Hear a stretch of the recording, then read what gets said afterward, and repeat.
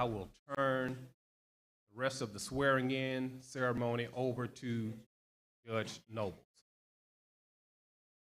It's always a privilege to be able to swear in our duly elected county officials, and so we have Miss Rhonda Marie King. I'm going to just place, I'm going to recite your oath. I'm going to allow you to just affirm your oath, and we will do them in unison, and then I'll get you your proper paperwork to sign your oath. And there's two oaths that is always administered to county elected officials: your official oath of office, and then of course your loyalty oath. And keep in mind, these things were written many, many, many years ago, and they don't always flow exactly the same 40 years, 50 years later. So at this time, what I will ask you to do is to please raise your right hand, and if you would, I'm going to say I, and if you would pronounce your name in full. I, a citizen of Twiggs County, and being an employee of the Twiggs County Board of Education and the recipient of public funds and services rendered as such employee, do hereby solemnly swear and affirm that I will support the Constitution of the United States and the Constitution of Georgia. I do further solemnly swear that I will truly and faithfully discharge all the duties required of me by law as a member of the Board of Education of Twiggs County to the best of my ability.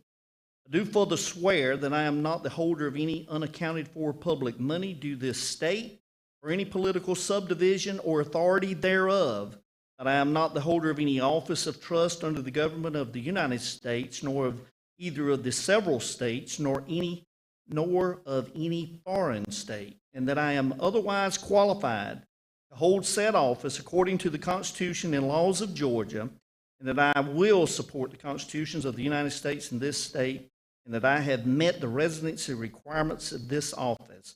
So help me God. If you agree, say I do. All right. Hands remain. I solemnly swear as a citizen of Twiggs County and being an employee of the Twiggs County Board of Education and the recipient of public funds and for services rendered as such employee, do hereby solemnly swear and affirm that I will support the Constitution of the United States and the Constitution of Georgia. So help me God. If you agree, say I do. All right. At this time, I will have you to execute your oaths.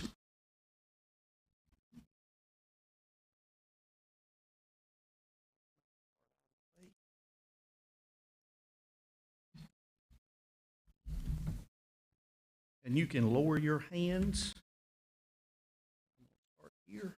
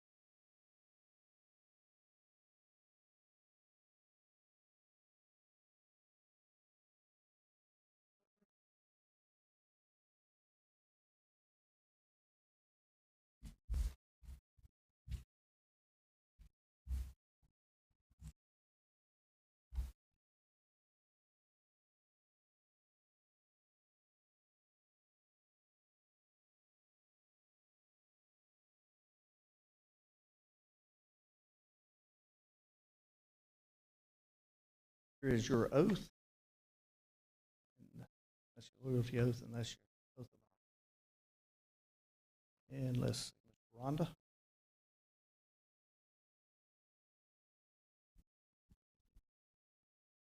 Loyalty oath, and here's your oath of office. Single and card.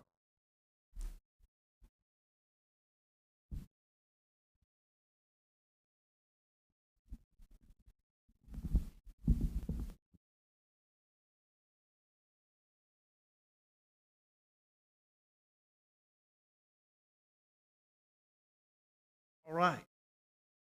You've all been sworn and signed your oath of office. We will now take these and I will sign the required legitimacies.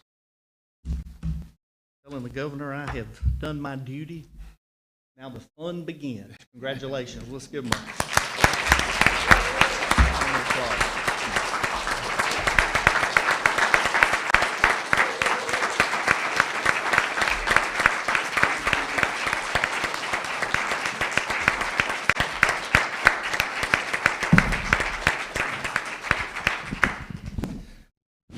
Thank you again, Judge Nobles, for swearing in our board members. We're going to, in order to give our guest an opportunity to congratulate our board members, we're going to take about a 10-minute recess to give you all an opportunity to shake hands, take photographs. We do have quite an aggressive agenda tonight. We do have some refreshments across the hall in the lobby for you to refresh yourselves. So at this time, we'll take about a 10-minute recess, and we will start our agenda at about 6:14. So, Mr. Basley, if you would give us a little soft music, and then we'll turn the music off when it's time to get started. Board members, community, you can come and congratulate our new elected board members.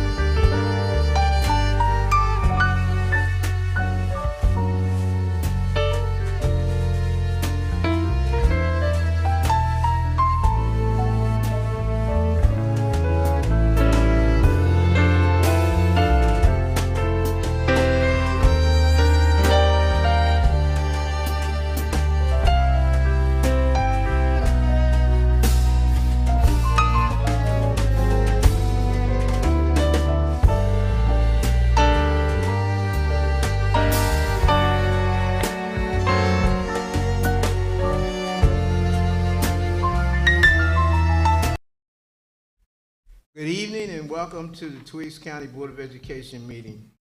Thank you to all our in-person and online community and stakeholders for joining us this evening. It is my pleasure at this time to call the meeting, Tweeds County Board of Education meeting to order. Today is Tuesday, January 10th. The time is 6:23 p.m. May we stand for the Pledge of Allegiance, followed by a moment of silence.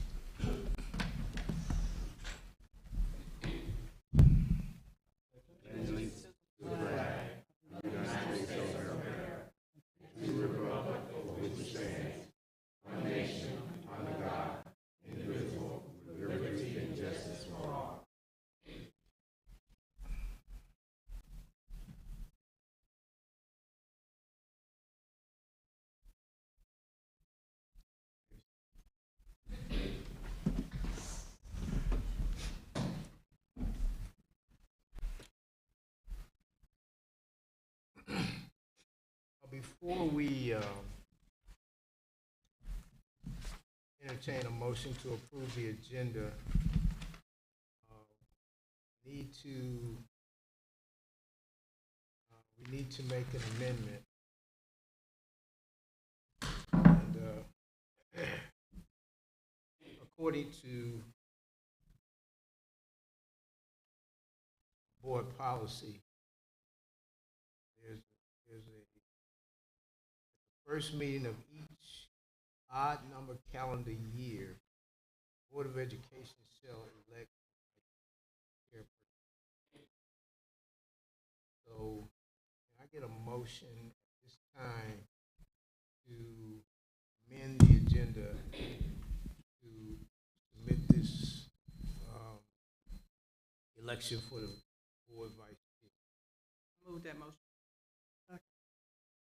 Okay, it has been moved, properly seconded,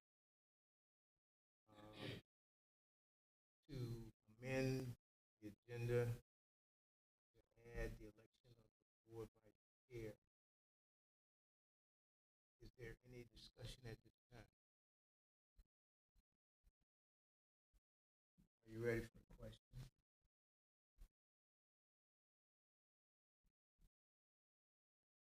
Again, the motion is to amend the agenda to include the election of the board vice chair. All in favor indicate by raising your hand.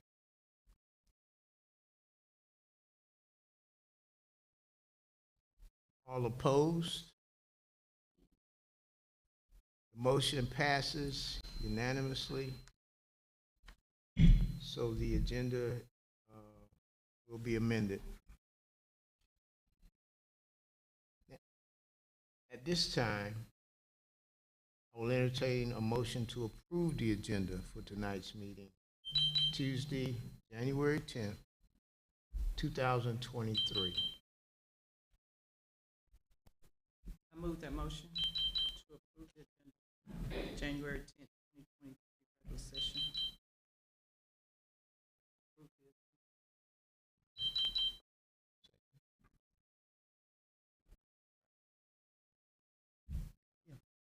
Okay, the motion to approve the agenda has been properly made by Ms. Blackshear and second by Ms. Stokes.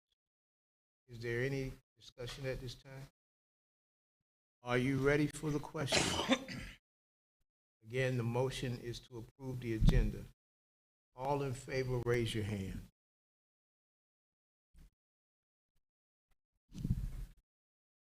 The motion passes unanimously.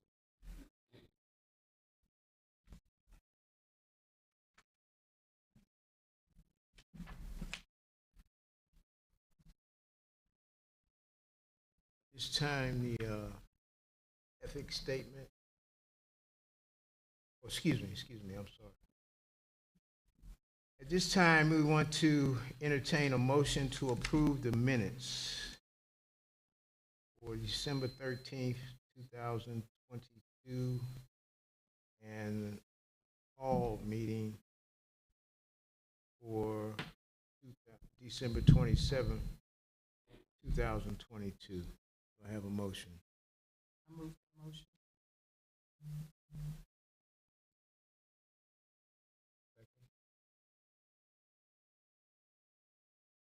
Do I have a second?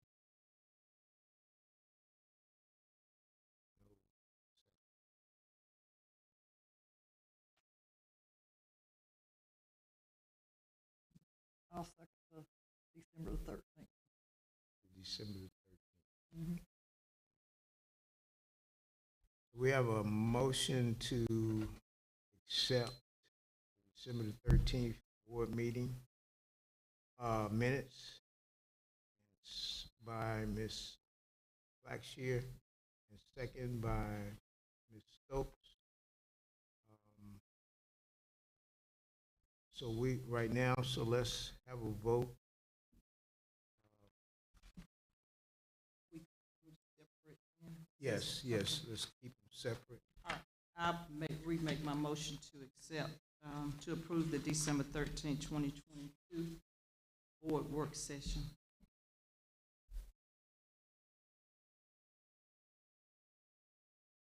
The motion to accept the December 13th, 2022 minutes has been properly made by Ms. Blackshear and second by Ms. Stokes. Is there any discussion at this time? Are you ready for the question? Again, the motion is to approve the December 13th board minutes. All in favor, raise your hand.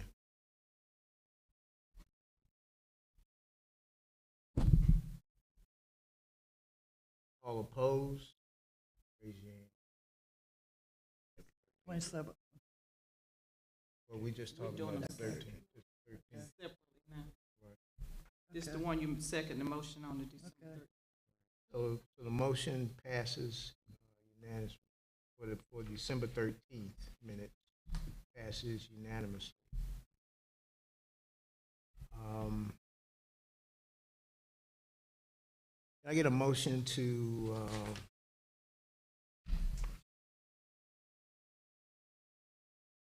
table the December 27th meeting minutes until a later date?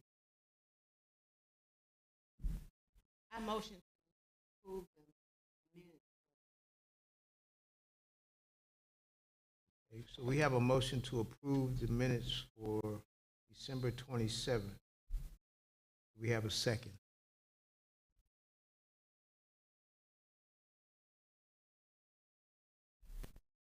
Motion to approve the December 27th meeting has been properly made by Ms. King and second by Ms. Blackshear. Is there any discussion at this time?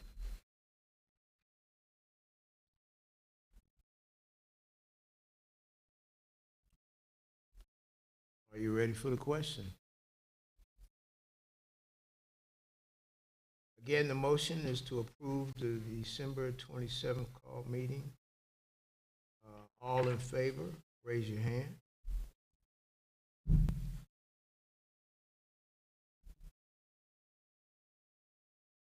The motion failed.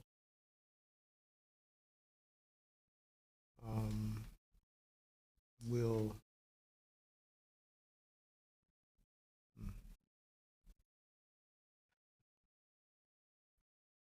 So can I get a motion to revisit this at a later date? I move that motion. Can I get a second? The motion to revisit the minutes from January the 27th, December the 27th has been made by Ms. Blackshear and properly second by Ms. King.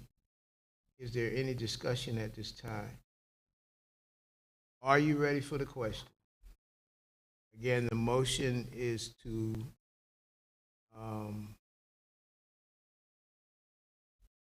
table the minutes for December the 27th until a later date. All in favor, raise your hand. Okay, so the motion passes to, the motion passes. Y'all excuse me, I need to get my eyes. All right, so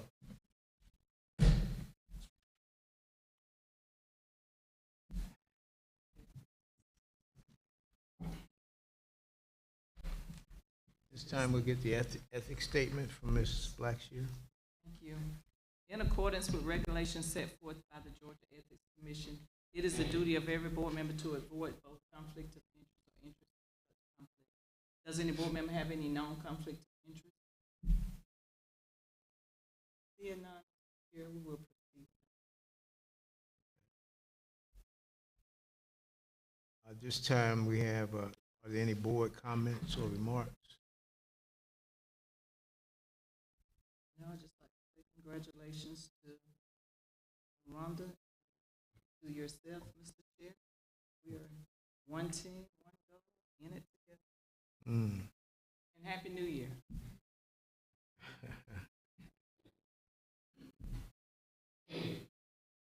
Any other comments? I would like to say congratulations to you, Chair. Looking forward to working with you. The rest of the board members, we've been on here for a while. So, like Sister Blackshear said, one team, one goal. And Happy New Year. Hope it be very prosperous.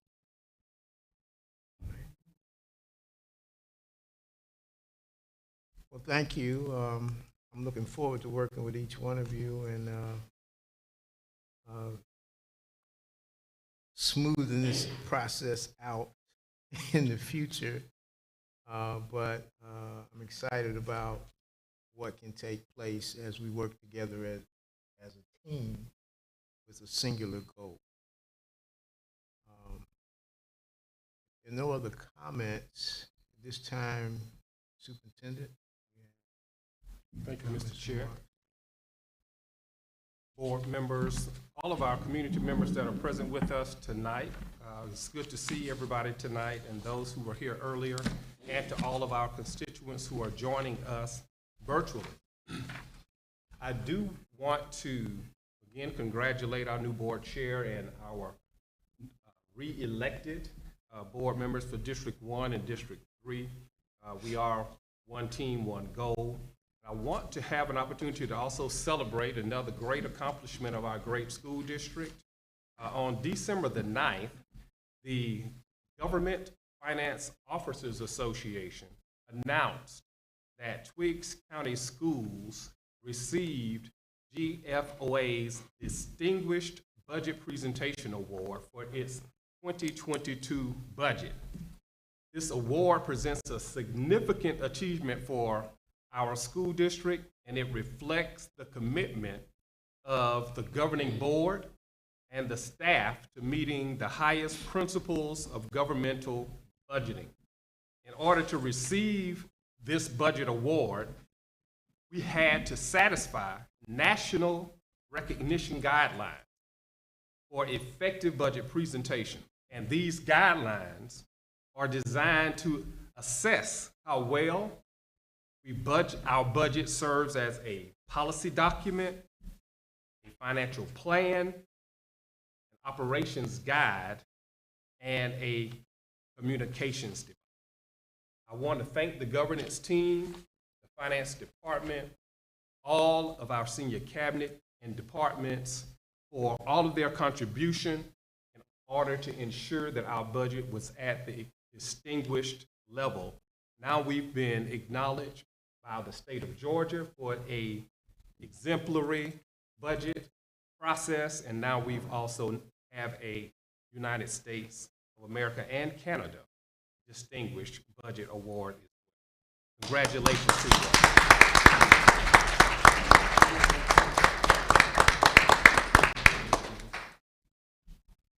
Also coming up on January the 24th, which is a couple Tuesdays away, there will be another town hall meeting. That town hall meeting will be conducted at Danville First Baptist Church. So anyone who has not had the pleasure of coming to one of our previous town hall meetings, I do want to invite you to Danville First Baptist Church for another town hall meeting where we'll discuss the business and the state of the district. And that again is on January the 24th, which is a Tuesday night of 2023. We hope to see you all there. 4:30. It starts at 4:30. We typically try to keep it to an hour and a half, so we'll try to get out of there no later than 6 o'clock. Mr. Chair, that concludes my superintendent comments. All right, thank you, Dr. Bullock. At this time, we'll begin the business agenda. And first up is an action item.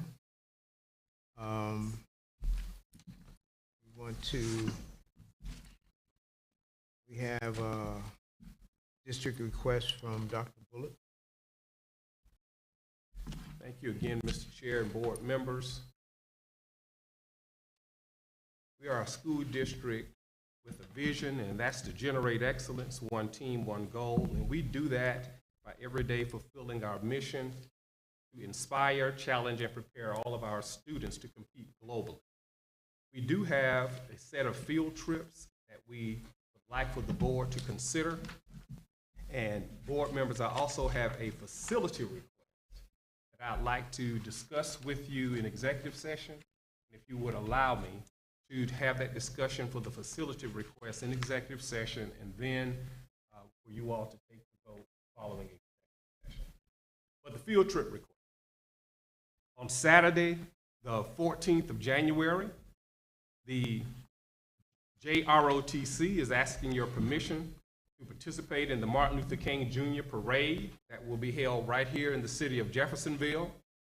On Tuesday, the 17th of January, Ms. Floyd, our media specialist, is asking your permission to take 16 student winners who won the 40 Book Challenge contest. And part of their winnings is to go to Books a Million, to select books of their choice, and a lunch off campus at Chick-fil-A. Ask your permission to take that field trip. On Tuesday, the 24th of January, Ms. Sampson, our family liaison, would like to take our middle school Junior Beta Club students to Middle Georgia Food Bank. And the purpose of that trip is for our middle school Junior Beta Club members to fill 250 boxes of food with the food bank staff to help to develop teamwork skills and to promote the ideals of the National Beta Club and to understand their mission as well.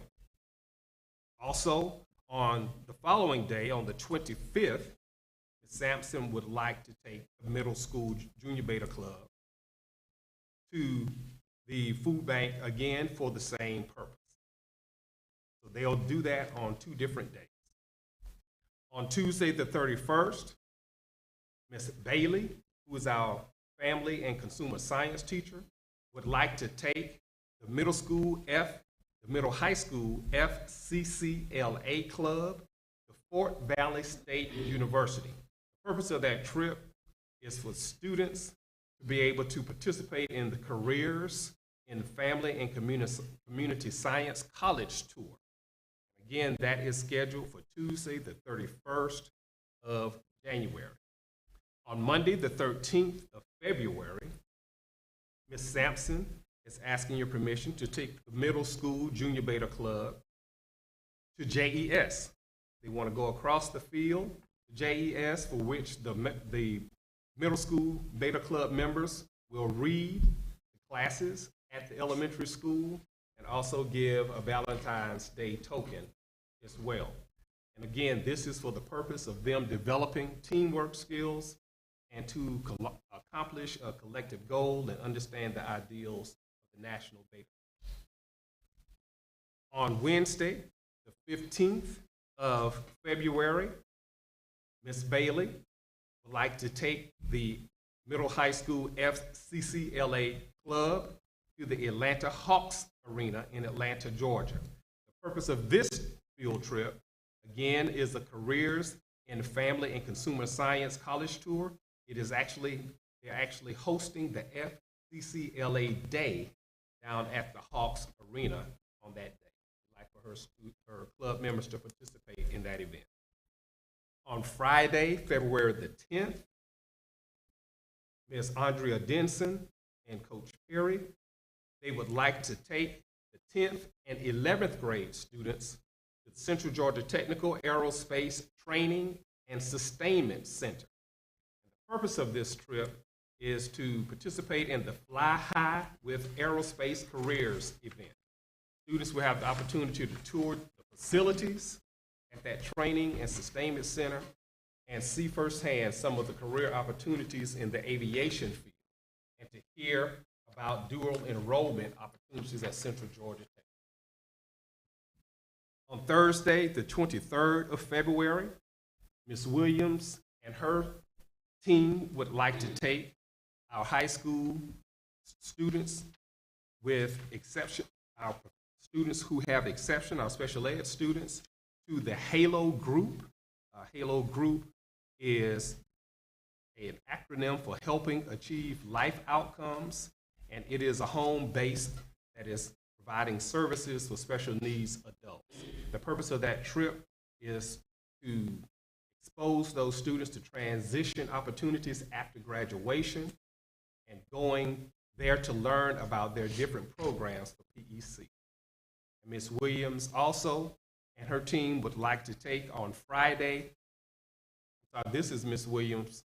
That's correct. Ms. Williams in our special ed department would like to take on Friday, the 12th of May, take her special needs students to Rigsby Entertainment Complex for an end of the year trip for all that they have accomplished during the year. Again, we do have a facility request, and that facility request is from the Developmental Authority. They request the use of the boardroom on a date to be announced in either late January or February. And I'd like to have the discussion with the board members in reference to that event. It will be a county-wide leadership retreat. Would be the use of the boardroom. And I'll give you all the details in executive session. If you would not mind, we can vote on the facility request. I would like the board to consider and approve the field trip requests that have been read tonight. At this time, I will entertain a motion to approve the field trip requests offered by the superintendent. I would like to question the superintendent on the February the 10th field February trip. 10th. It's at the bottom of the sheet. It leaves at 8 o'clock. Did we not decide that we would have them leave a little later? 8 o'clock? In order to, let's see, that event, let me take a look, Ms. Rouse. You're saying 8 o'clock in terms of give the bus time in order to get Yes. here, deliver students, And and Ms. then Stokes. leave? Yes. Yes. Not right. I'm sorry, Ms. Stokes. What did I say? Say it right. Oh, I'm sorry. I'm sorry, It's Mr. okay. Rouse. We Sorry, all Ms. work together. Ms. Stokes. Yes, we will definitely make sure that our students are in place. The buses have delivered the students. If the 8 o'clock departure time is too early, we'll make sure that that is amended so that students, that the bus is going to be picked up, pick those students are in class before they leave. So we'll ensure that that start time doesn't interfere with the school day. I'll make that Motion now.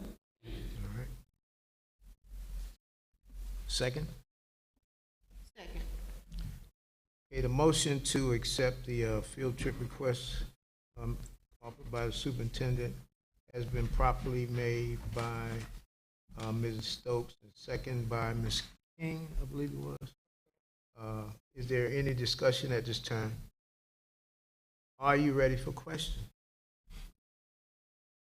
Again, the motion is to accept the field trip request. All in favor, raise your hand. The motion is passed.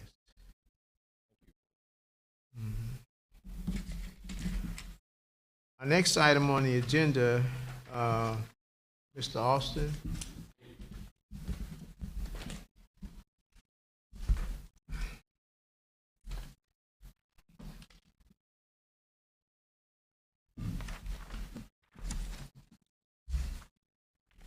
Good evening, Board Chair Christopher, Vice Chair Presley, Board Member Superintendent Dr. Bullock, constituents in person and virtually. I want to talk about a retention incentive and share light and information on the district plans to administer one this month. However, before I do that, I want to remind you all of our vision, which is generate excellence, one team, one goal, and our mission to inspire, challenge, and prepare all students to compete globally. So what is the incentive plan for Twiggs County Public Schools? In the month of January, we plan to administer $1,000 to our full-time employees, $500 to our part-time long-term subs. And the what is, they have to have been employed full-time prior to September 30th, 2022, employ part-time prior to September 30th, 2022. If they're a long-term sub, they should have worked more than 45 days in the fall semester. This includes some of our Kelly Service employees, and also this will be funded by ESSER 2, which is our federal program. The when is in January, as previously stated, and the why is because we love and appreciate all the hard work that our staff has been doing, and we hope they stay with us, and we think they will. And the data shows that the retention incentive works in Twiggs County Public Schools. But I want to point out, if they decide to leave or have indicated they're leaving, they will not receive this benefit. The data shows this, recruitment and retention in Twiggs. So high level, 84% of all certified employees have been retained. 86% of those first through third year teachers, these are our new teacher induction teachers, have been retained. 92% of all classified employees, non-certificated employees, have been retained. But let's look at the data in the chart. The chart says 80% in 2019, and you see the decline in 2020 to 2021. Two significant things happened: COVID and the great resignation of people across the state and country staying at home and not working. However, the good news is that we have increased from our pre-pandemic levels in 2019 from 80% to 84%. So what we're doing is working. We're in the field of education, so everything we say has to be backed by research. So the importance of teacher retention. When teachers are retained, they are able to form relationships with their students, tailor instruction to fit student needs, create a productive work environment, form a stable teacher force, and best instructional practices. The benefits of having a retention strategy. The benefits are a more efficient workplace, retention of high-quality employees, vibrant and positive work culture. Number three, importance of employee retention. When employees are retained, they're able to improve organizational performance, create higher employee morale, create cost savings from reduced recruitment and training costs.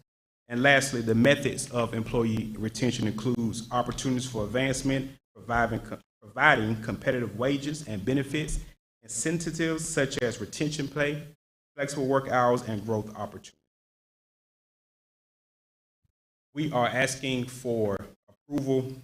This has already been approved in our ESSER funding. However, it is a payroll action, and it will require consent from the board to make that happen. Again, that's $1,000 for the full-time, part-time $500, and also long-term subs. And we also have criteria that we are only targeting those who wish to remain in Twiggs County Public Schools. Are there any questions, comments, or concerns? All right, thank you, Mr. Olson. At this time, I will entertain a motion to approve. I have a question. Okay, question? Yes, ma'am. You stated earlier about your presentation about if they decide not to join the team again, that will be that was the question of how you're going to do that. If you're going to issue that in January and the contracts are not done till later, what will be the Sure. Our HR department is very proactive. They have issued letter of intents last month. So based upon the letter of intents, we do know who will intend to come back to Twiggs County Public Schools and who would not. So we do have that information, and there are other factors that HR has in each personnel file that bear indication as well. So we do have information to help us make it.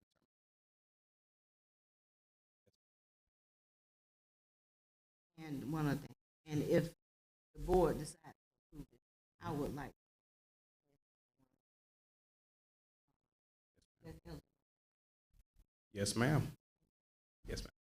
I provide it to the superintendent. Any other questions?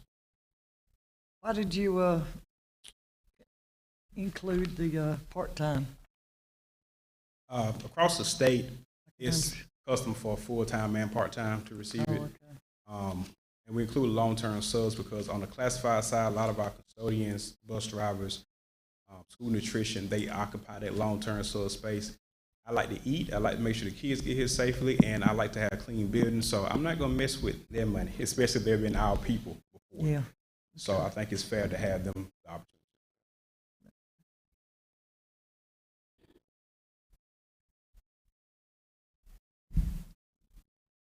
Any other questions?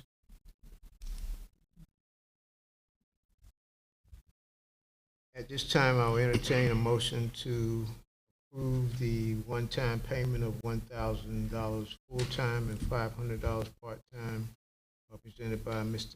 Austin.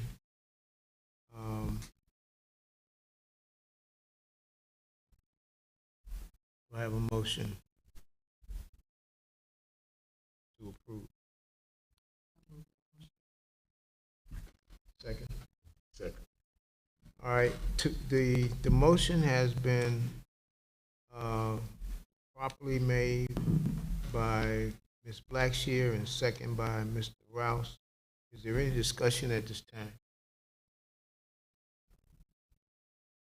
Are you ready for the question?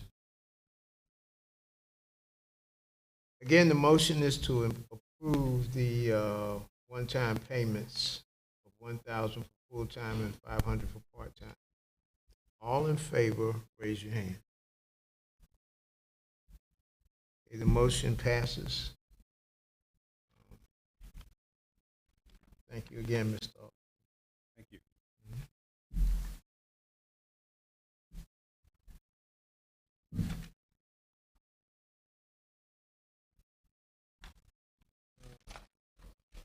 I to keep going. Oh, you up again? Sometimes I'll be on the Okay. program a lot. So. Yeah, I'm sorry. I see here now. Yes. Okay. And these are information items. So, Mr. Austin, if you continue with the finance and HR software update. Yes, sir. Again, thank you, board, for last year approving the business and finance department and school district, because all will be impacted to receive and implement the HR and finance software. As promised, when we discussed as information action, I will provide updates about the process. Of course, this does align with our vision to generate excellence, one team, one goal, and our mission to inspire, challenge, and prepare all students to compete globally. The project phase that I will talk about is between December and March of 2023. We started our first initial sessions in the first week of December, and we had the opportunity to analyze our current operations and where do we plan to go in the future. When you have a new software, there are new capabilities, things are more streamlined, so it gave us an opportunity to visit those processes. Some of the training topics that we're looking at is content management. Our vision is to streamline all our paper processes and place it into an automated system to where we have audit trails and understand exactly where accountability lies with all our content in the district. Employee access, being a customer-centered organization, and we want to ensure that all our employees have access to their W-2s, pay stubs, all that information at the palm of their hands, and in a user-friendly way. This also eliminates some of the opportunity for them to come to the business finance office because they have everything in the portal, and so we learned about that as well. General ledger training and payroll. General ledger is all the transactions. Think about it like your checkbook. So we're looking at our checkbook and we're looking at every document, every transaction, and ensuring that all of our account codes match to what's in our current system going into our new system. And of course, everyone needs to get paid. So we're going to be talking about payroll a lot and make sure that process is seamless. Excuse me. So build and validate. Security and web portal module training and configuration. It is important to know who has access. Everyone does not need to have the same privilege, rights to certain information. There has to be separation of duties. So we're in the midst of developing that as we speak. Training topics in phase 2, which would be more so toward the latter part of February and March, is human resources setup and training, employee reimbursement, purchasing and payables, and applicant tracking. So HR plays a huge part in this. Also employee reimbursement for things that are purchased and they later receive reimbursement for, whether it's supplies and or travel. Purchasing and payables, we have to pay the bills. So we are learning how that process works. And applicant tracking. When people apply to the best school system in the state and country, we're able to track those individuals and we're learning how that looks in the new system. So who's behind this work? Of course, the business and finance team is the core team. So we are long days, 9 to 4 is our training time. And I do commend the team for their hard work as we go through this process, but it has been a good learning experience thus far. Also, who's a part of this team? This does impact our senior leadership, and it will, toward the latter part, we'll start talking to the schools and giving them input as far as how their employee access will look. So it will be phases. Not everyone has had opportunity to sit in on training, but as we get to their content area, they will. But at this particular time, that's the update for finance and HR software. Are there any questions?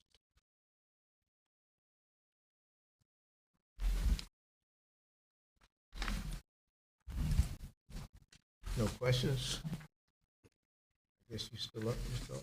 Yes, sir. I'm still batting.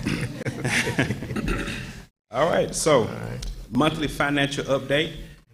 So, as we prepared our fiscal year 2023, fiscal year 2022 close, we're able to look at 2023. So, this goes from July to December. And before I start with how our vision of Generate Excellence, one team, one goal, and our mission ties to this, Ms. Stokes, yes, we did pay our TAN back on December 16th. I went to the bank personally to make sure that was done. So that did take place in December. But looking at this, just want to refamiliarize the board with the layout. So, of course, that first column is our general fund. That's all our local dollars that's been assessed.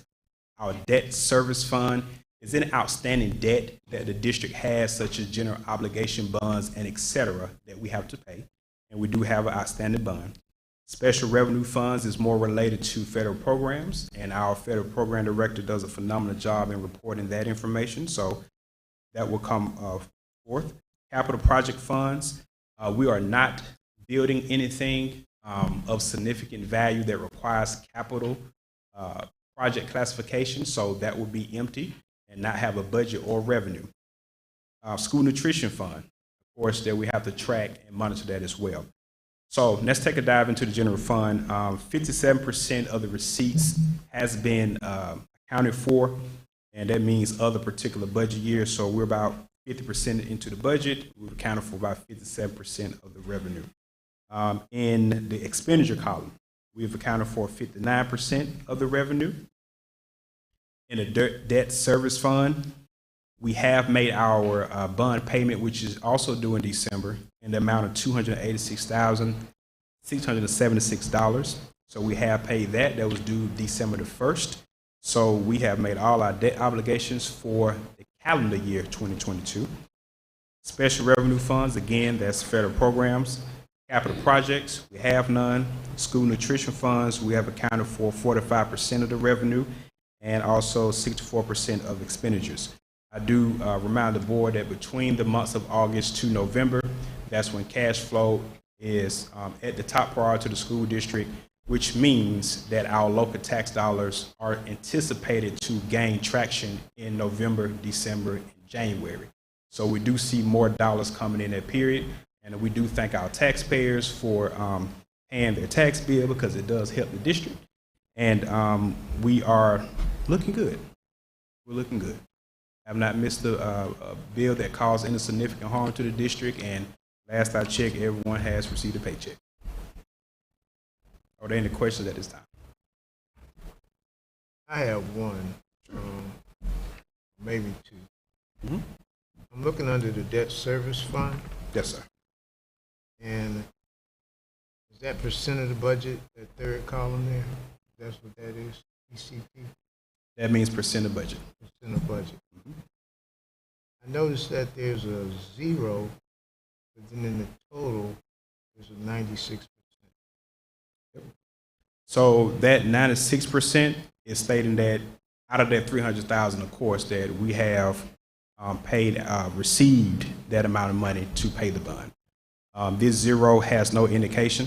I would imagine here is just the formula is not indicating that because it pulls down here at the bottom to the 96% because they're in the same column. So that 0% is there, the 96% is there, same column. So that 0% is there, the 96% is there, they're the same two numbers, but the formula picks it up at the bottom where the 96% is. All right. Any other questions?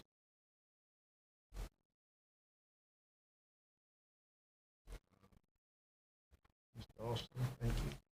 Yes, sir. I had one more for you. You got one more? And I'm gonna sit down. I promise you. Yeah, okay. Budget calendar, okay. All right. So you saw that our budget process has received recognition, and I believe that we have a process that works, and we're going to continue on that path.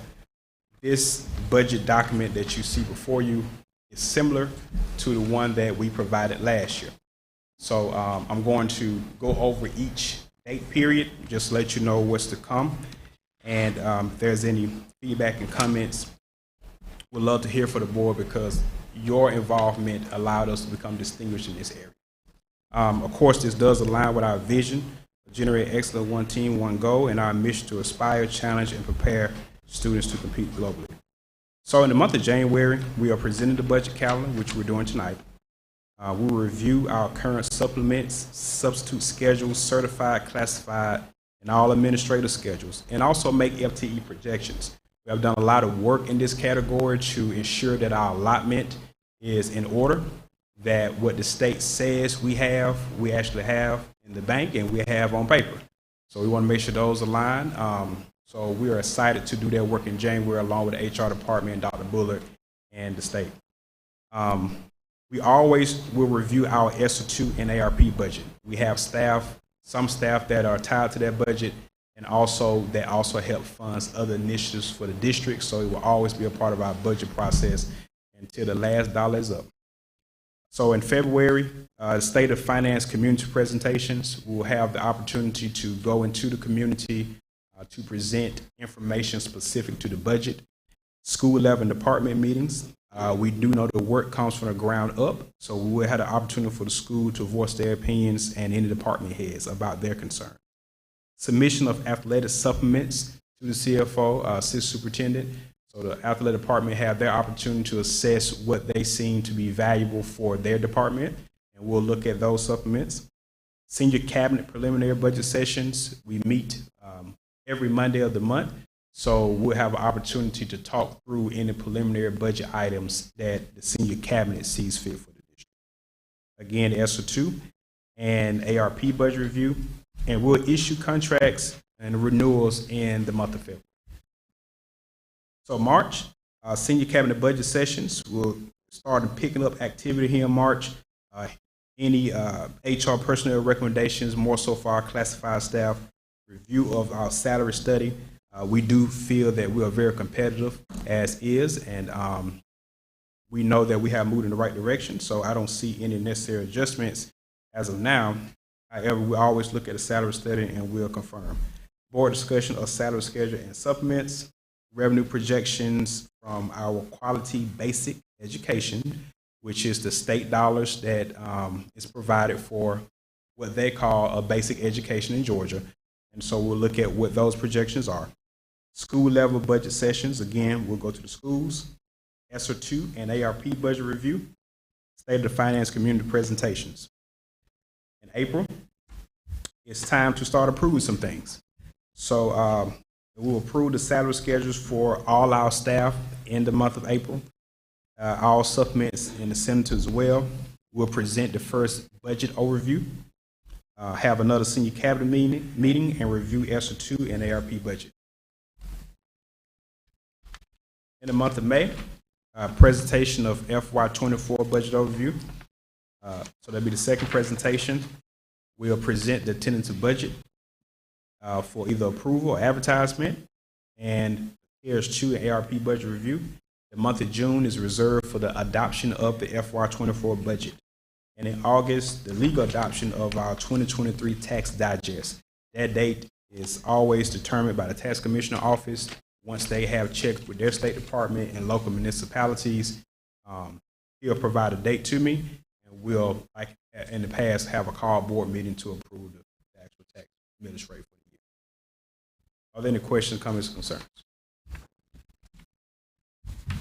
Again, thank you, Mr. Austin, and Yes, I'm looking forward to meeting with you sometime in the future. Yes, kind of get me up to date with what's going on with you. Yes, Thanks thank you. again.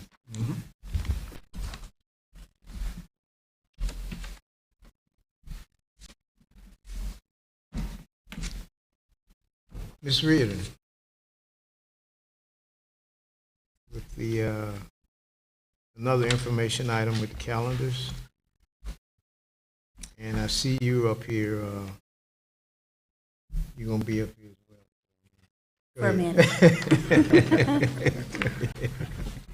Good evening, Board Chair Karsarfin, board members, Superintendent Dr. Mac Bullard, and stakeholders in person and virtually. The first presentation that I have tonight, we're going to be discussing the calendars for 2022, 2023, and 2023, 2024, and 2024, 2025.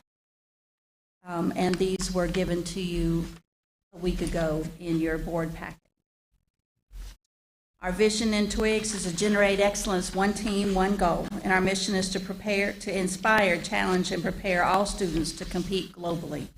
And we do that through our calendar, reflects our instruction and professional learning time with our teachers, staff, and students.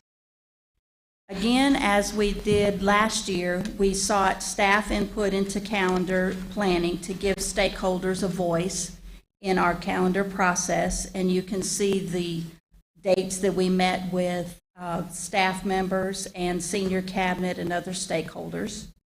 Out of these meetings, there were some needs that we needed to consider. I'm going to start first with the 2022-2023, this year's school calendar, so that next month is when we will be voting on these changes that may need to be made to this calendar and then our new calendar, the 2024-2025 calendar. One of the things that was new to our district for this school year were our asynchronous days. And our asynchronous days were at the top of the conversations as I met with the staff. One of the things that we needed to do, first of all, was we need to adjust one of the asynchronous days that was scheduled originally at the end of April, because it's going to fall during our testing schedule. At the time when we created the calendar, we did not have the testing schedule at that time, and now it interferes with testing, so we needed to move it. Also, there were concerns that were expressed by parents and teachers, staff, and students about the asynchronous days and the way they fell on the calendar. We had a list of reasons as to why we scheduled them where they are when we scheduled the asynchronous days last year, looking at the end of the grading periods, looking at having time to talk with our students about the asynchronous day, the assignments that would be given, and the expectations when the students came back. But there were overwhelming discussions about the impact that this had on families. Having a vacation or a day off of school, some holidays, back in school one day and back out of school the next day. And that happened with Labor Day and with fall break. So we all decided to look at that, to adjust that. And your input would be from your constituents that you serve is important to us. So if you have input that we need to consider, that would be much appreciated. With that being said, we would consider moving the asynchronous days, and we'll get into that in just a moment. With the asynchronous day in April of 2023, there were the discussions that were sent to the staff members included getting rid of the asynchronous day and it being a regular school day, or moving it and having it closer associated with spring break. And at 74%, when a survey, after we discussed with everybody, surveys went out to everyone, and almost 75% of the staff had said we would like to reschedule it rather than cancel it. However, we would like to move it to the day after spring break. So the teachers would come back on the 10th of April, but the students wouldn't come back until the 11th.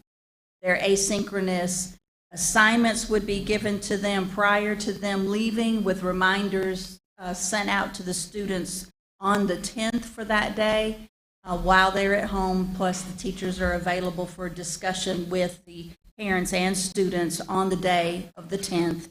And then the 11th, we will come back and we will discuss this. Also, the asynchronous days in February and March, and right now I'm looking at this calendar, the 22-23 calendar that you were given. The day in February and March, we haven't had an asynchronous day that is in the middle of the week and not associated with a holiday or a time when the district was closed. So we're going to leave those days like they are. They may need to be adjusted later, but at this moment we're going to leave them where they are. But we would like to consider moving the asynchronous day. We have to move it away from the 26th of April, but we want to consider moving it to the 10th of April rather than getting rid of it altogether. That will come before you next month. For the 23-24 school year, we were considering again the asynchronous days, but another point of conversation that came up rather compassionately by the staff was spring break. And they wanted us to consider moving the spring break from March and move it into April. So rather than the last week in March, move it to the first week in April. And then, of course, for our asynchronous days, they would like us to consider moving the 6th to the 5th. And that's at a 55% said to move it from the 6th to the 5th, and 35% said to move it to the 1st.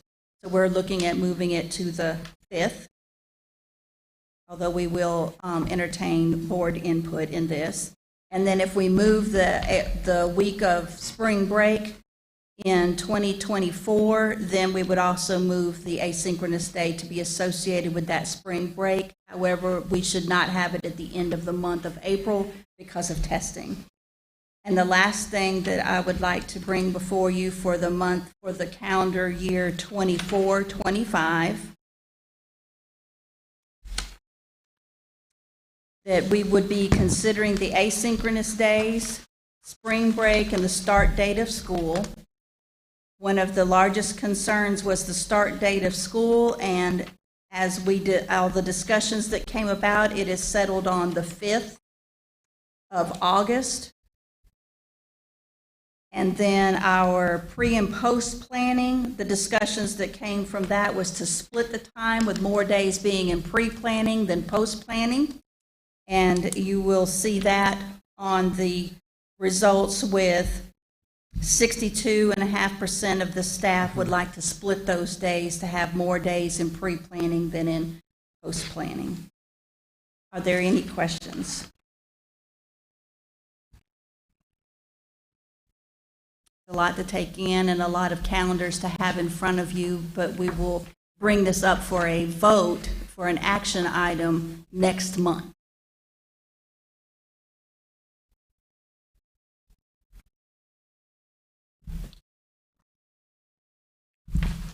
When I bring the calendars back to you, I will have the calendars cleaned up with only the dates that were voted upon, so that you won't see where they were in all the shifting. You'll see a final calendar for all three calendars. I think it'll make it easier for a vote unless you have another opinion. That sounds good. It's a lot. Thank you, Ms. Reed, and I understand you got a partner with you this next thing. Yes, sir. Okay. Are we ready for the next presentation? Yes, ma'am. This also is an information item. We're going to be talking about the College and Career Readiness Performance Index, which is CCRPI. It will be the first part for the accountability portion of my job. I will be discussing CCRPI, what it is, and how it impacts us. And the second portion of it, Dr. Griffin Stewart will be coming to share with us what are we going to do about it, so from the teaching and learning part of what we're doing. And again, our vision is generating excellence, one team, one goal, with our mission to inspire, challenge, and prepare all students to compete globally. CCRPI is the College and Career Readiness Performance Index. It replaced AYP in 2012. There are 5 components to it: content mastery, progress, closing gaps, readiness, and graduation rate. However, in May 26, 2022, the United States Department of Education approved the Georgia's Accountability Addendum request. I discussed this with you when we were discussing assessment scores earlier, that this was going before the Department of Education. This allows us to make a 1-year modification, the state of Georgia, to make a 1-year modification to CCRPI to account for data limitations during the pandemic or resulting from the pandemic. Those approved modifications were that we would have no summative ratings. That's putting all of the scores together into one large score and then assigning a grade equivalent to that. You may have seen some districts have a A, a B, a C, a D, or an F. That will not be assigned. There is no change in content mastery. Progress will not report, and they will use that data as establishing a new baseline for next school year. Closing gaps will not report, and again, we'll use that data to establish a new baseline. Readiness will not report on student attendance, but it will not report on college and career readiness due to incomplete data, but there are no changes in literacy beyond the core, accelerated enrollment, or pathway completion. And there is no change in the graduation rate, no changes to a 4 or 5 year adjusted cohort calculation, and there were no changes during the entire pandemic to the graduation rate expectations and accountability reporting. The score interpretation, there are proficiency levels that are assigned: a beginning learner, developing learners, proficient learners, and distinguished learners. And to get the achievement rate in CCRPI, you have weighted scores, and I put in the formula just so you can see it for your information. So the CCRPI report just came out. Twiggs County achievement rates, this is based on content mastery, for our elementary were that our elementary improved by 13.81 points, and you have the information comparing 2018 pre-pandemic to where we are now. Math improved from pre-pandemic to now by 9.17 points, And science improved from 27.11 in 2018 to 30.08 in 2022, and that's 3.97 points. So we have a lot to be praising for the student achievement at the elementary school. At the high school, social studies improved from 44.64 points in 2018 to 45.12. After we went through the pandemic and then coming back out of it, we still made gains. There was a slight drop in the ELA from 47.29 in 2018 to 42.35 in 2022. This is post-pandemic compared to pre-pandemic. Science and math, however, were some of the areas of concern not only for us but across the state. Our science went from 50.01 in 2018 to 33.53 in 2022. That's a decrease of 16.48 points. And math went from 45.11 in 2018 to 18.28 in 2022. Our middle school, the achievement rates, this is content mastery. ELA went from 46.03 in 2018 to 38.93 in 2022. Math went from 39.6 in 2018 to 21.59 in 2022. Social studies went from 65.86 in 2018 to 23.64 in 2022. And science went from 59.76 in 2018 to 11.82 in 2022. One of the other measures is the readiness score. The readiness score for elementary had an increase of 3.93 points from 64.67 in 2018 to 68.6 in 2022. Middle school, this is an overall score again, went from 60.46 in 2018 and it declined to 52.8 in 2022. High school went from 76 in 2018 and went to 53.4 in 2022.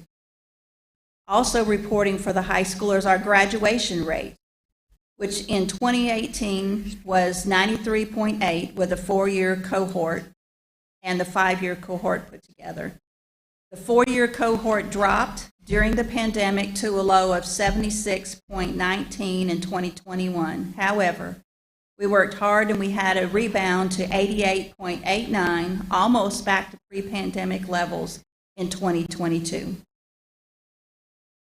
Out of the CCRPI, there are schools that will require support or will be given support from the state based on their scores. One of those distinctions is called the Comprehensive Support and Improvement Plan. Last year, there were 116 schools that were identified based on last year's scores. They were identified this year. I want to read you a paraphrase from Superintendent Richard Woods. This is what he says. This does not mean a school is not improving or making progress. Many serve students who were disproportionately impacted by COVID-19. Teachers and families have worked hard to get students back on track. This allows us to come alongside to ensure schools have the resources and support needed for recovery. From State School Superintendent Richard Woods. Normally, to determine whether a district or a school is part of this CSI group, it would be the lowest performing 5% of Title I schools in the state when ranked according to a 3-year CCRPI average, or when they have an adjusted cohort graduation rate of less than or equal to 67%. This year, due to lack of reported data, they had to adjust that.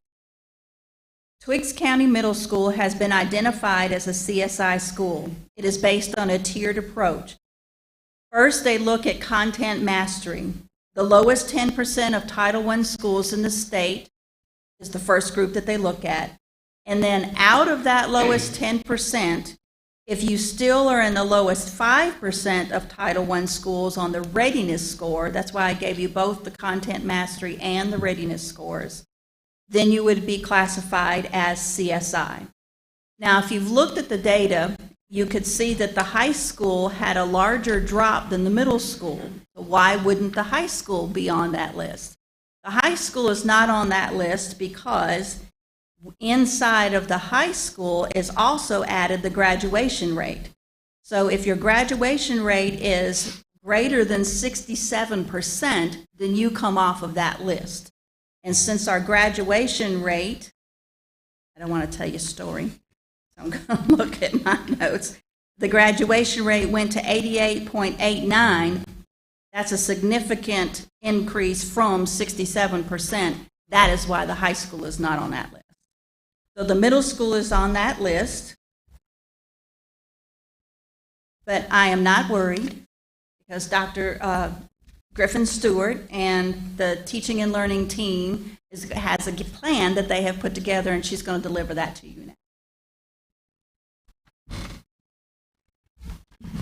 Good afternoon, Chair Kerstarfin, Vice Chair Rouse, board members, Superintendent Dr. McBullard, to all of our stakeholders in person and listening virtually, good evening.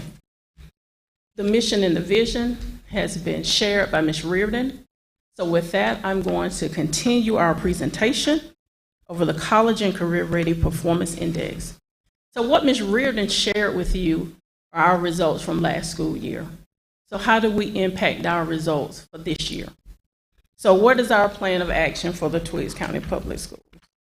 We're already in phase 1. After the results were released, we gave leaders an opportunity to have time to receive their scores. So we met with school leaders and select senior cabinet members on January the 3rd, our first day back, and we collectively looked at our CCRPI data outcomes for the 21-22 school year. And we analyzed and we discussed. We moved to schools having some team time where they created a CCRPI 22-23 action plan. And then that action plan, it includes our continued professional learning focuses and how professional learning focuses, how they will be monitored, and evidence to support that teachers are building their pedagogical knowledge. We will continue to train teachers on best practice strategies across the curriculum to help students increase proficiency in all content areas. We know that if we continue to provide PL for teachers and they're building their knowledge, we help students. School leaders also set academic proficiency targets for identified subgroups in all content areas for science, social studies, ELA, and math. So school leaders, the next step were for school leaders to conduct a CCRPI data session with teachers and support staff members to make sure that they know and understand the outcomes and share academic proficiency targets for the 22-23 year.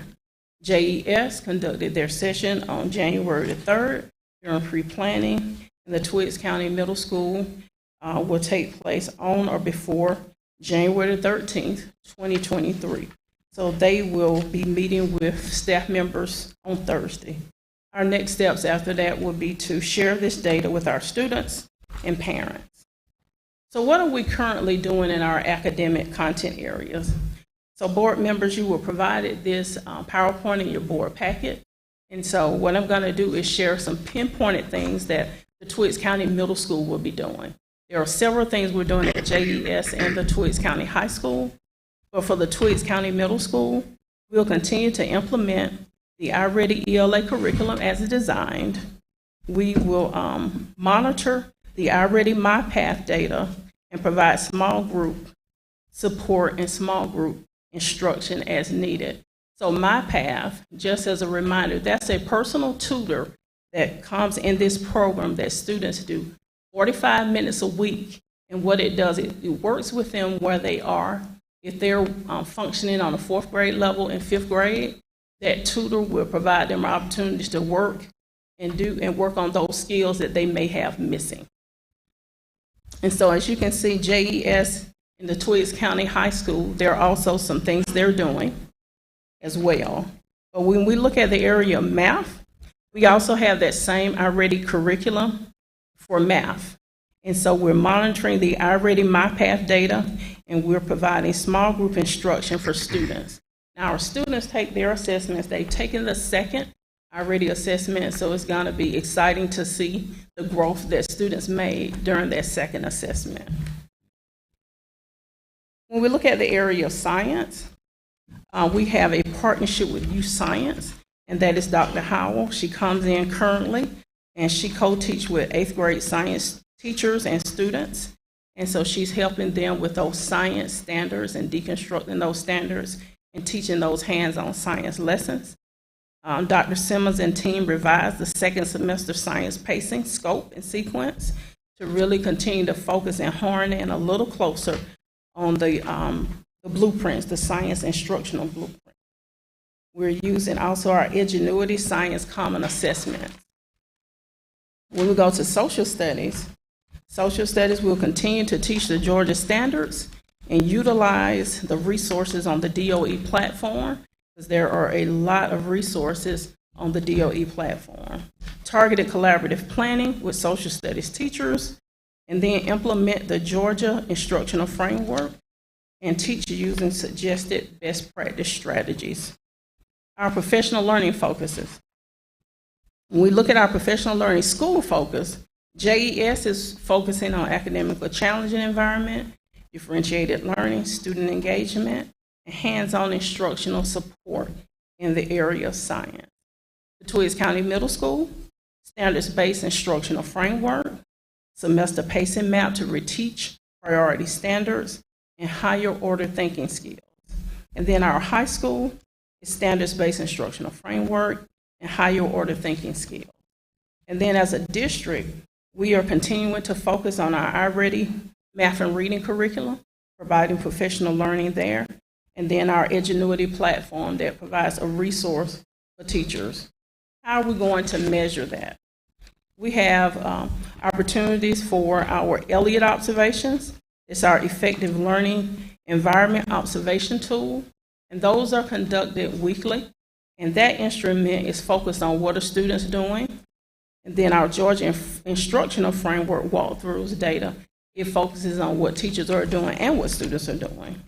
And then we have our iReady Standards Mastery, reading and math, our benchmarks. So there are many assessments to hold us accountable for seeing progress and growth with students. And as Ms. Reardon stated, we are, the middle school was named a CSI improvement school. And so what I want to do is just kind of walk you through that process of what to expect for our district. The Georgia Department of Education area program managers contact superintendent for a memorandum of agreement. We met on January 9th with members from the Department of Education, and Dr. Bullard is reviewing the memorandum of understanding as we speak. And then we move to SES and SIS. And what that is a school improvement specialist and a school effectiveness specialist. The school effectiveness specialist, the SES, that's a representative from the Department of Education. And the school improvement specialist, that is a representative from Middle Georgia RESA. We'll contact principals to set up an introductory meeting. And so that meeting is in progress. The district effectiveness specialist will communicate with the district's point of contact to set an introductory meeting. And that's yours truly. I'm the district contact. And then the area program assessment specialist will contact the principal to identify a date for GSAP school review. So that's where they will come in and do observations of our middle school. It's a full day of observing classrooms in all content areas, getting feedback from parents, from students in the community, and then they create a plan of action for us and some steps and some recommendations and accommodations on how we can help our middle school move out of this status.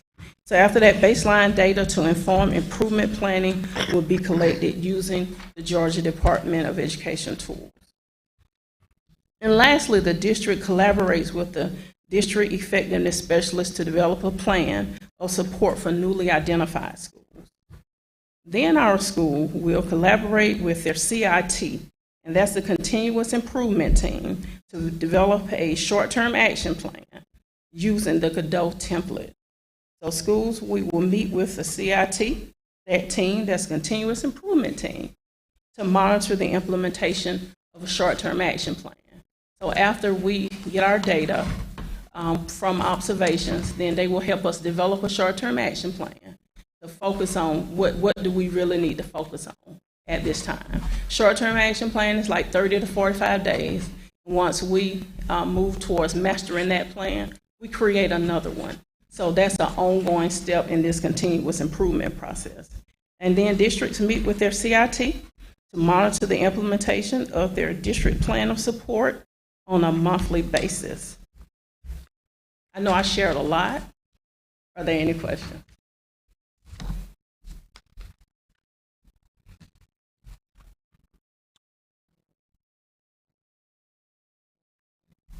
Yes. I know you have a lot of small groups instruction that you have for the JES, Tweeds County Middle School, and Tweeds County High School. So a lot of, you see where we need. Right. The small groups will help us help students where they are in terms of if they've mastered the standard or not. And so those small groups are critical to student success because it allows the teacher and other support staff members that we have helping students to really laser down to the individual student. Because school improvement happens when we move it down to addressing all students where they are and moving them to the next level. I'll give you a short example. We just took our second benchmark at JES and the middle school as well. But Mr. Harris is a math teacher there. And so he was doing a project with Mr. Austin. And so he sat us down to show us exactly how his students moved. And it was exciting for me to see how excited he was. Because for one, we're implementing our resource with fidelity. But two, you could see where Johnny Brown was functioning on a third grade level in fifth grade, and now his assessment results are showing he's moved fourth grade. And so if we're using our resources with fidelity, really using the collaborative planning process and our professional learning strategies that we're learning, because we build a stronger teacher, we build a stronger student. And I was just looking, I know every different numbers, but I know, years ago, not that long, but years ago, looked like we were moving in the right direction. I was thinking we were. Have we explored any of those practices that we did then that was helpful and consider maybe re-implementing those practices that work, like professional learning? It was always, I thought, what's going on. It was a good thing that was working. Right, professional learning is still continuing now. It is. But the difference from then to now is we have a new group of teachers, and then we have a lot of non-traditional teachers. And so that's why we have our master teacher with induction support, because when you're a new teacher, it's just like having a new baby. It's just a lot that you're learning and doing. And so while we have those new teachers, then we have some veteran teachers that are re-energizing. And so the more you work with teachers in professional learning, but the key is, Ms. Blackshear, is going in, seeing the practice in action. That's where our instructional framework goes in. So do we have our administrators going in? Are they visible in the school, making sure? Yes, they are. And another thing with kids' success, are they getting rewarded for their good work to motivate them? Right, they are. Like PBIS celebrations are there, and then just in-class celebrations and school celebrations. So they are being rewarded. Students are also doing their data talk. And so when they're doing those data talks, they are able to see how they are growing. Because what we're trying to teach students is every day when you come to school, you're in competition with yourself. So if I'm not functioning on my right grade level, I still need to encourage that student and challenge them to keep moving.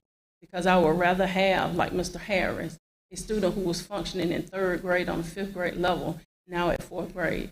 So what that told me when I seen those results, those kids are being encouraged. They're being celebrated for where they are, and then they're moving. Because if I feel that I am a third grade, a fifth grader functioning at a low level, how do you keep that kid encouraged to move on? And so that lets me know that they're being celebrated. I was excited. I shared with senior cabinet on Monday our already diagnostic results from the second time, because we did it the first time.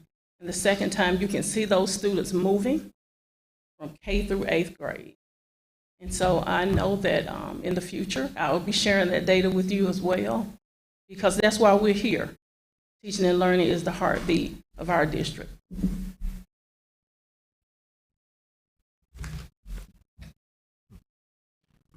Any other questions? Thank you. Thank you. You got some more? I do.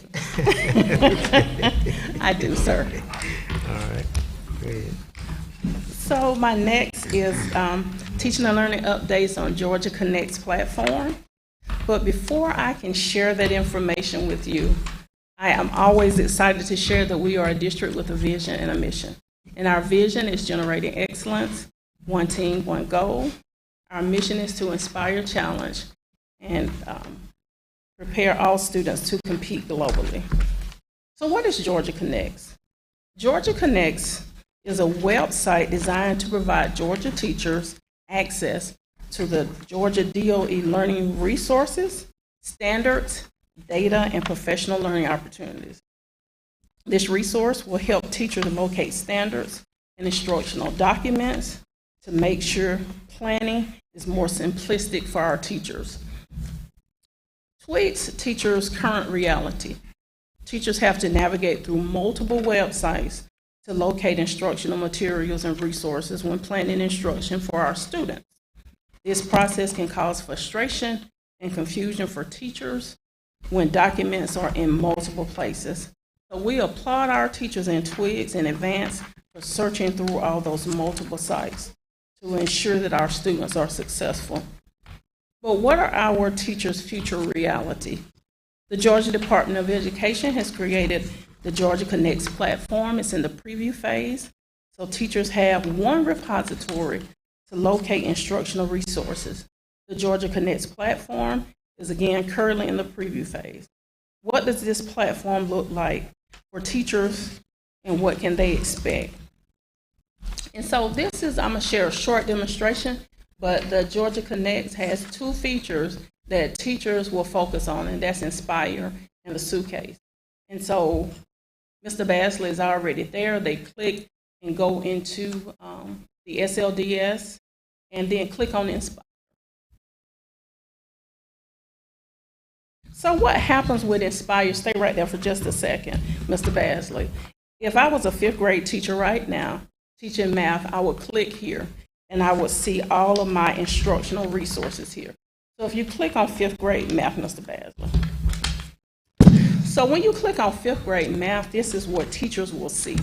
They will see a course description. They will see their units for their curriculum map. And then they will also see bars across the top where they can click on to see their course resources, assessments, and my course lesson. And so once you look there, you will see that everything is under one repository now, where teachers can simply go in and find their course resources. And then there's also a section there where it's my course lesson, where if teachers would like to create a lesson plan in there, they can. We don't have a plan yet, but they can click on that plus sign. So as you can see, teachers can enter a lesson there. That becomes their repository as years go on if they want to have plans already there that they can tweak from year to year. So I think the Department of Education has done an amazing job with creating this resource. Now, so after Aspire, we're not going to look in the next container, but I'm going to just share with you. The suitcase is all about where the instructional standards, the Georgia standards, are located. And the good thing is they're all in one place now. So if a teacher wanted to go look at 3rd, 4th, and 5th grade math, they'll be able to look at the year before and the year after and their current year in order to just see how the standards are aligned coming up, what would they need to do. And so we're excited about that feature. Now I've had an opportunity to go to Jeffersonville Elementary School and provide professional learning training for our teachers. It was December the 1st and December the 7th at JES, and then the Twiggs County Middle High School. November the 29th.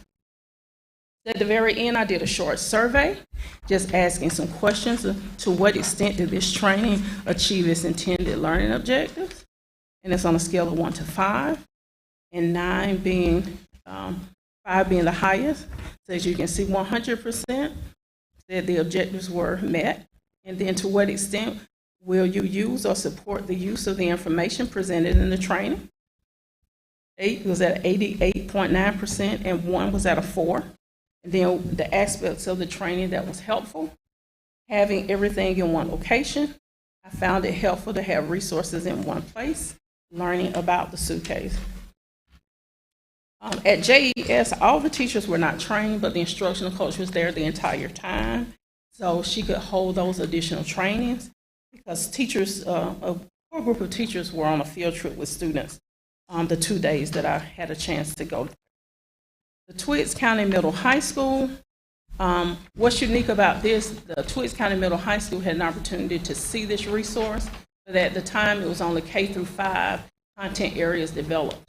So now as they continue to look, they'll start seeing their 6 through 8 bubbles pop in for content areas, and then the same for high school. So, but they still receive the training to see what it looks like. So to what extent did this training achieve its intended learning objectives? As you can see, 20 teachers said 5, 2 teachers said 4, and 1 teacher said a 3. And to what extent will you use or support the use of the information presented in this training? 17 teachers said 5, 4 teachers said 4, and 2 teachers said a 2. And so what aspects of the training did you like out of the 23 responses? Learning about the Inspire Suitcase, clarifying the standards, being able to explore. Because during the training, they had a chance to explore and play with the new tool. Because what we want our teachers in Twigs is to know what is going on through the Georgia Department of Education and making sure that our teachers know it and have a chance to engage with it before it's released for the public. Are there any questions? Questions? Thank you, Dr. All right, Stewart. thank you.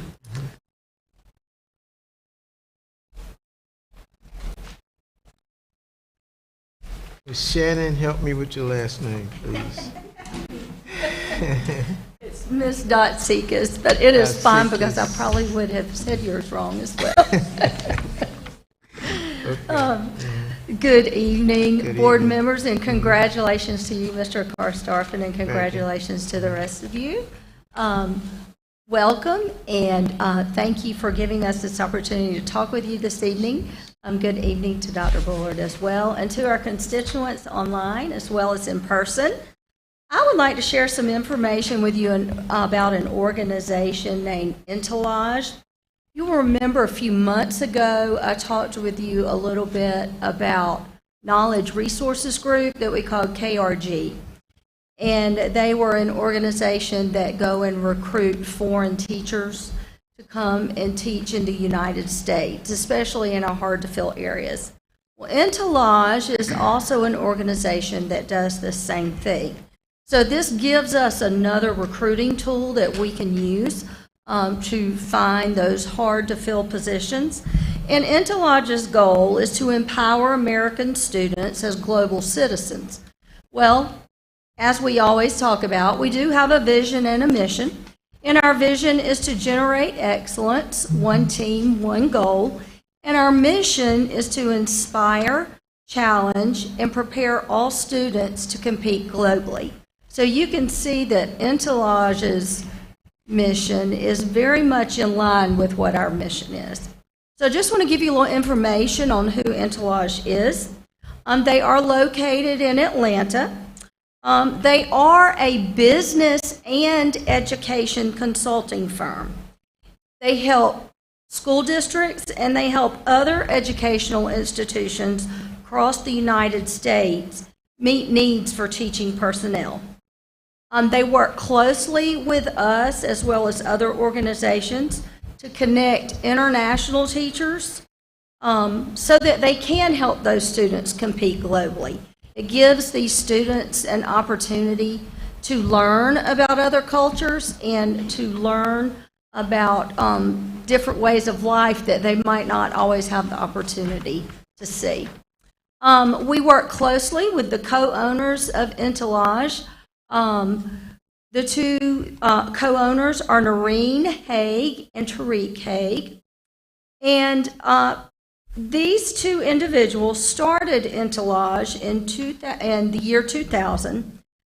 They wanted to build an alliance between U.S. schools and teachers from all over the world. So today, they have become pretty much a full-service education consulting firm. They work with public schools, they work with private schools, and they work with charter schools. But they also work with nonprofit organizations, and they work very closely with the policy experts just to make sure that they are providing the collaboration that is needed in order to get the right teachers here in the United States. All of the teachers from Entourage have to have expertise in the critical areas, in the STEM fields, in special education, and foreign languages. And Entourage does require that each of these teachers have an advanced degree from an English-speaking university. So they have had extensive training in the English language as well. They work very closely with their teachers to prepare them to live and work in the United States. They provide them with extensive training that they need so that they will understand American culture and American teaching styles. And then they work closely to make sure that they have the connections they need when they get here to the United States, and so that they are able to make those networking connections. Entourage is also a sponsor of the organization of the U.S. Department of the State's Cultural Exchange Program. And just to give you a little information about Entourage, their fees are identical to Knowledge Resources Group. Like I mentioned a while back, when we partner with Entourage, if we hire one of their teachers, we agree to pay a fee of $10,500. This fee covers the insurance that Entourage will give to the teacher. This covers recruitment and other visa and administrative fees. And then we pay them a monthly rate based on the teacher's highest degree and their verifiable years of experience. And they take those monies and they pay the teacher. Now, the annual fee, like I mentioned, covers a portion of their health insurance. It covers workers' compensation, and it covers all of the legal aspects of maintaining the H-1B visa. I broke down the cost savings for you. We have found that when we go into partnership with these organizations, we actually save a little money. On average, a teacher that comes on board with us, we spend $13,691 to TRS every year. The district spends $11,340 in health insurance. We spend $5,287.24 in FICA, and that's actually a total of $30,318.24. And then if you subtract the $10,500 Entourage fee, we actually save $19,818.24 per teacher that we hire through this organization. I did get some more information today. You'll actually see a list of districts that are listed on the sheet that Entourage works with. Currently, they're working with DeKalb County, Savannah, Bibb County, Henry County, and I got word today that they are working in Griffin-Spalding County, as well as they work closely with the Memphis school system in Tennessee. So, and they do work with several other states and districts, but they did provide me with that information today. We do divide up the duties when we are working with Entourage. They provide to us the recruitment that is needed to get the teachers here. They make sure that they have the appropriate certification. They make sure they have the appropriate visa that is needed. And they provide the school district with any file that HR would need to make sure that we have the appropriate information to be able to bring them on board. They also work closely with the teacher to get their certification from the Georgia Professional Standards Commission, and they work with them to ensure that they have all of the credentials. And then they provide them with liability insurance and workers' compensation coverage. What we do as a district is we provide the sick leave that we would provide any other teacher. We provide personal leave, vacation, and or professional days, just like we would any other teacher. And then we also give them the same terms and conditions, just like we would a teacher employed with us. We do take on the responsibility for any type of expenses that we incur if they need a substitute teacher. And we always make sure that we provide that substitute teacher if the Entourage teacher is not able to be with us. We provide orientation for these Entourage teachers so that they will understand our federal guidelines, our state and our local rules, our policies, our procedures, and our curriculum. And we make sure that they understand our procedures with which we expect all of our teachers to comply.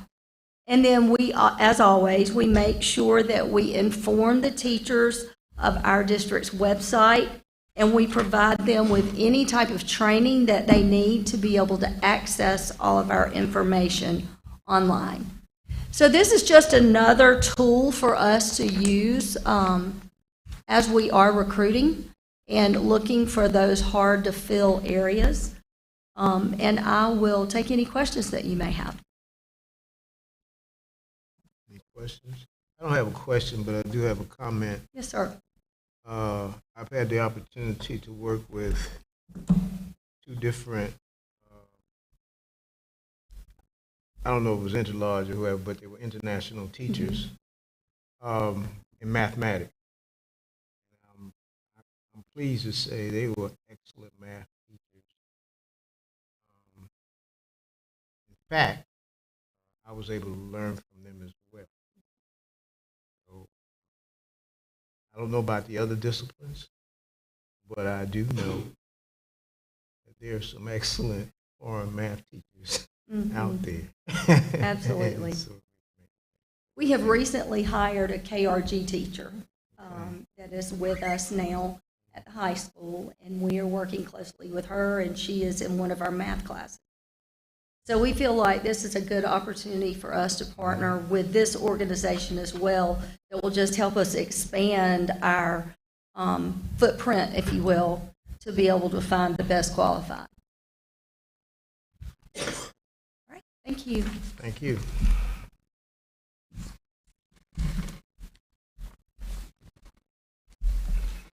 Mr. Bacon. I see you only have one. Yeah. I would say they saved the best for last, but I don't know. Well, Happy New Year, everyone. All right, let's go. Welcome to the team, Mr. Kostafin, and welcome back, everyone. So it's good to be back. I'm here this evening to present to you on the School Health Center renovation budget. But before I begin, I'd like to remind everybody that we are a school system with a vision, generating excellence, one team, one goal, with the mission to inspire, challenge, and prepare all students to succeed globally. The superintendent over the past 12 months has been really involved and has brought several presentations to you about the school health-based clinic. What's our rationale? The Robert Wood Johnson Foundation of Public Health rated all the counties in Georgia, And at 159, we're ranked 159 out of 159 for health outcomes. 2 years ago, I hear that we climbed 2 spaces. 150, we went down. Oh, wait, we went up. Okay, there you go. You know, I'm old, I'm getting Alzheimer's, so bear with me. Physical and mental health well-being directly impacts our student achievement, our staff attendance, and our performance. And as we all know, and we face very similar situations here where it's hard to get an ambulance for our students. The district is still part of the helicopter ambulance service that we got for our students just in case. It's very difficult for us to charter ambulance for our athletic games, which we have is required for football. We would like to do that for other sports as well.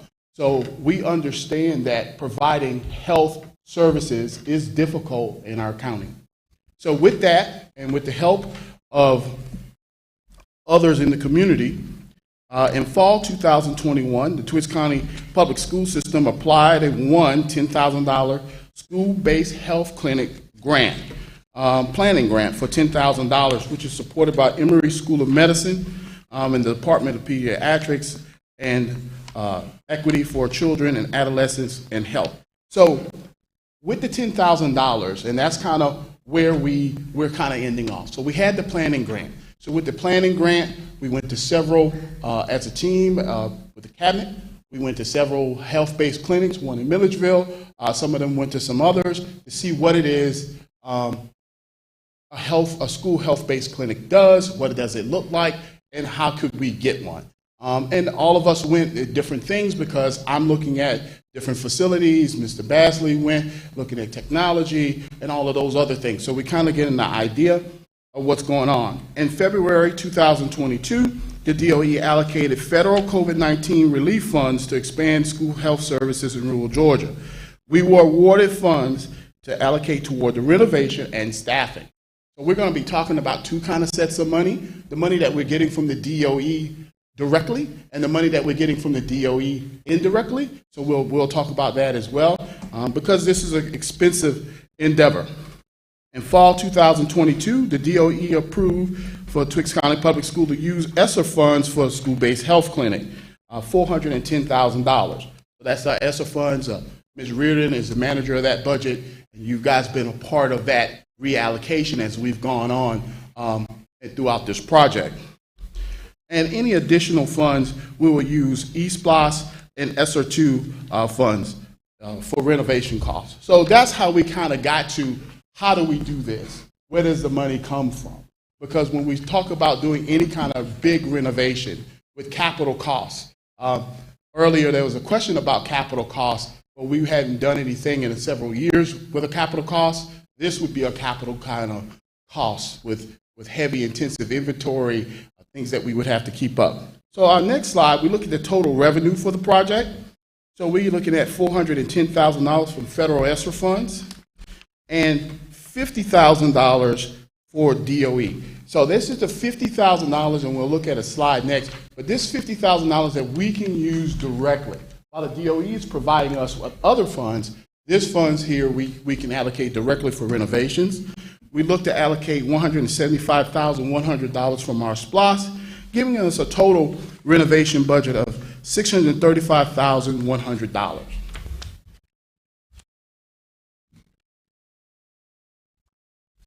So the next slide that you see in your presentation has to do with the allocation of DOE funds on a yearly basis. So in year 1, we received a $10,000 planning grant, which paid for us to go places, see things, and get people to come here. In year 2, you see that that's kind of broken up into renovations. That's going directly to the district to do those renovations. And then staffing, equipment, and supplies are going to community health, which is one of our partners. The DOE is allocated for that, for them to be able to provide those things. And year 3, to help us with staffing, you see the $52,500.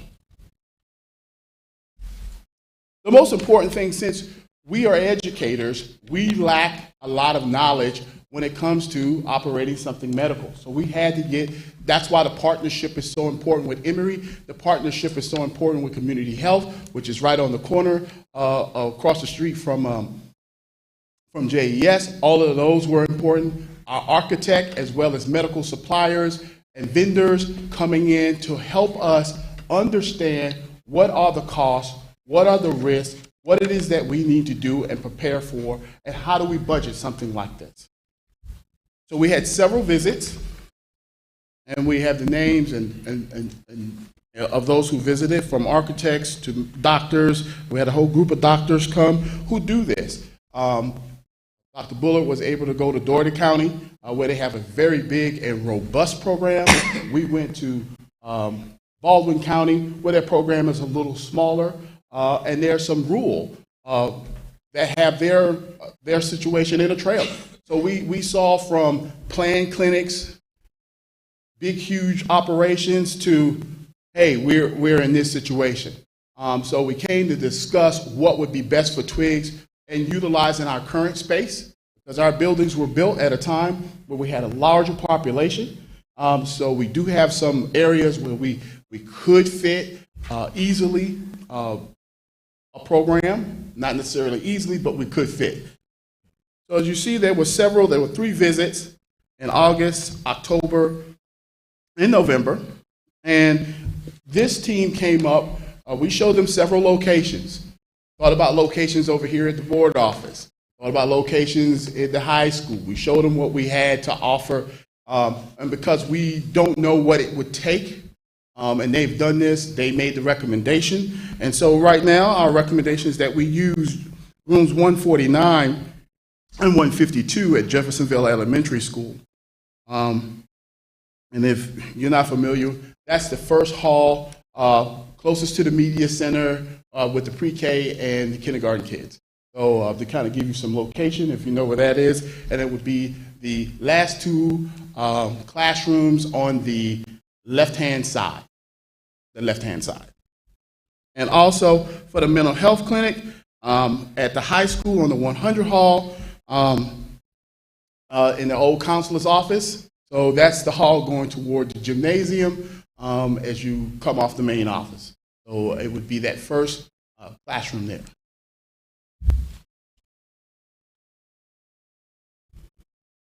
So in our design phase, Twigs County Public School consulted with SRJ Architects to determine the feasibility of the project. They are our architects. They have been our architects for all of our major projects for the last, I've been here 10 years, a decade now, Ms. Stokes, and they've been our architects since I've been doing this. So they came down to look at, is what we're talking about feasible? Is the space adequate for the equipment? Is it reasonable for us to consider this? So they got with us on that to kind of give us that realm. SRJ Architects provided preliminary drawings for the team and served as a member of the visitation team. So we had a senior architect and a junior architect, as well as one of their engineers from their mechanical team to come down and visit. If the Twigs County Board of Education approves SRJ as the architects for the school-based health clinic, they will be tasked with providing us the following documents: bidding documents, architectural drawings, and specifications. The cost to retain SRJ and provide us with these plans is $73,510. So as you see, and you had board packet, you got a lot larger drawing than the one here. But you can see we have a mental health clinic, and it's designed so that students and families could engage in individual and group counseling in a therapeutic setting. We thought since the high school was best for that because that's the population that we would serve, but we would serve all of our students. But you can see there's an area for sitting down, kind of casual lounging. There's a conference table, and there's individual space for private counseling. The medical and dental clinics on in rooms 149 and 152 would be like your standard clinic, would occupy right around 1,500 square feet and have 2 exam rooms, 2 chairs, eventually for dental And the thing that we would have to do here is our infrastructure upgrade, because as you see, there's lots of places for sinks and water and things like that. So that would be a majority of our costs, is making sure that we have those kinds of infrastructure hookups within that. Yes, there's a sink in each one, but providing that so that it's ready for use. So we're getting those drawings to have those details, to figure those items out in detail and bring that back to you. We have a basic timeline of how we think the project would go. And as you can see in parentheses, all of this is based on BOE approval, on your approval.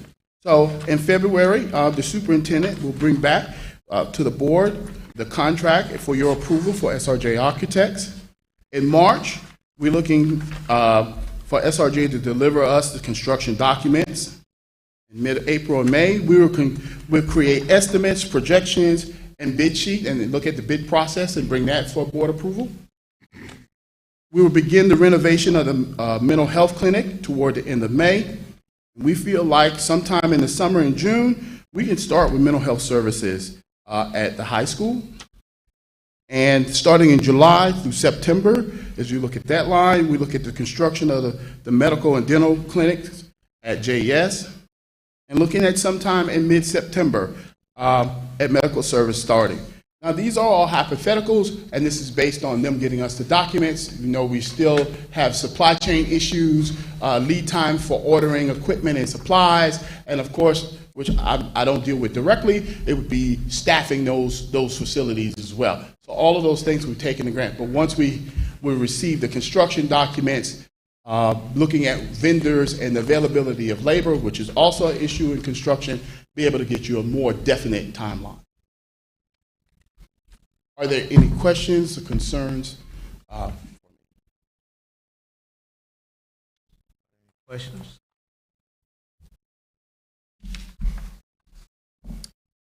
Thank you, Mr.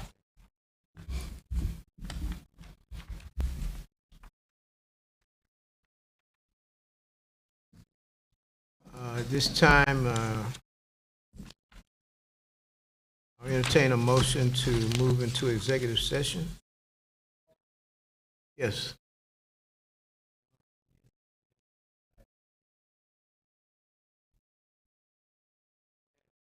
You know what? Thank you. If the board will approve at this time, before we go into executive session, can we have a nomination for vice chair?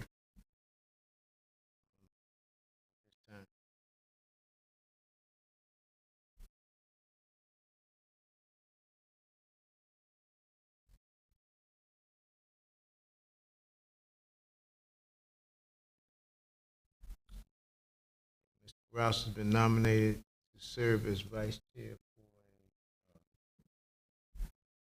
for another term. All in favor? Oh, motion is second. And then are you ready for the question? All in favor, raise your hand. Congratulations, Mr. Rouse. Looking forward to serving with you. And thank you. At this time, can I get a motion to adjourn to executive session? Okay, second? Okay, the motion to adjourn to executive session has been properly made by Ms. Stokes and second by Ms. Blackshear. Are you ready for are there any discussions? Are you ready for the question? Again, the motion has been made to adjourn to executive session. All in favor, raise your hand. I want to thank all of you. At this time, we will adjourn to executive session, and we will return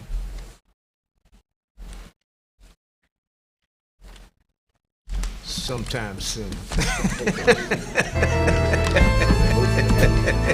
Yeah.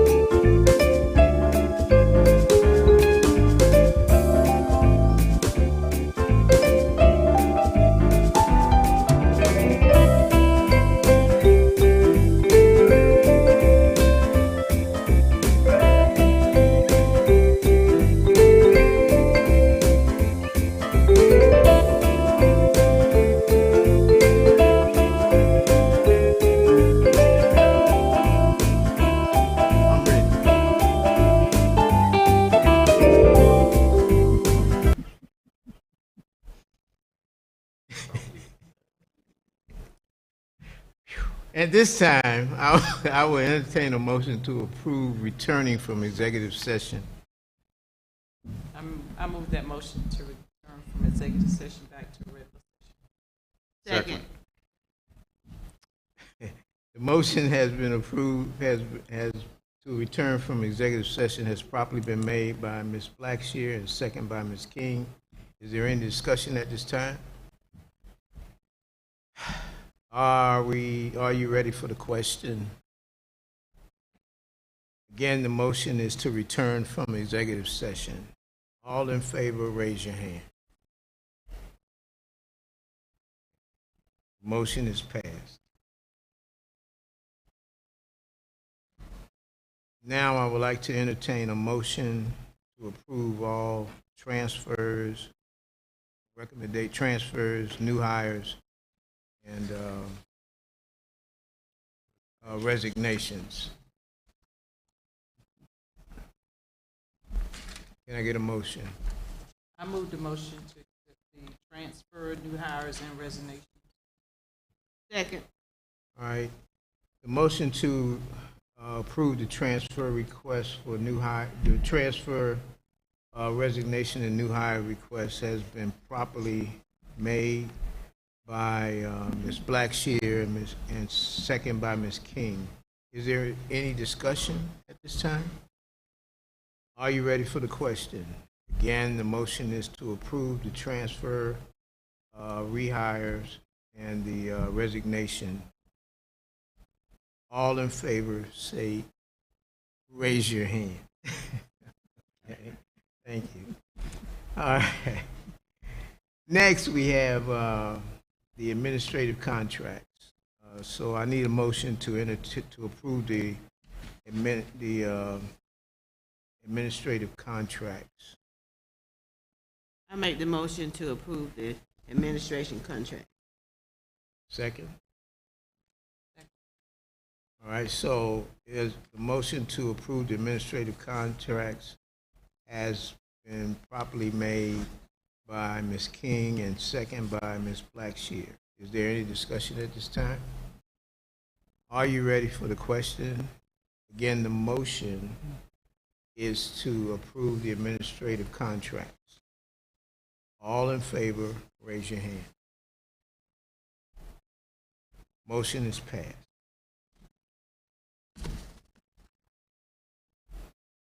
Next, we have facilities use, and I need to entertain a motion for an approval of facilities use.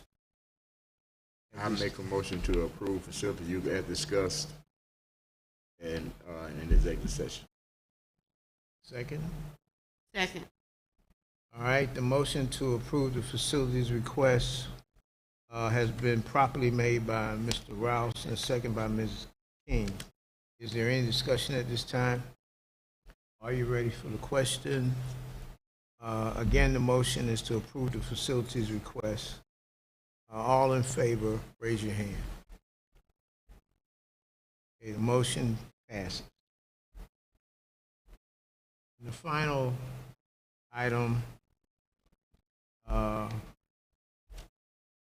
I will entertain the motion to approve the change of the board meeting date from February the 14th to February the 7th.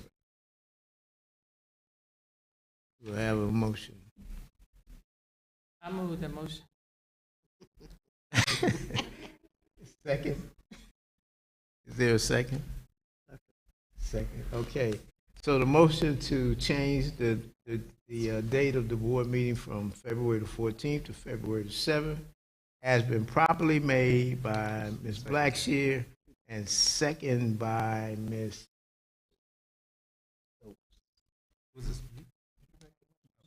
Yeah. Is there any discussion at this time?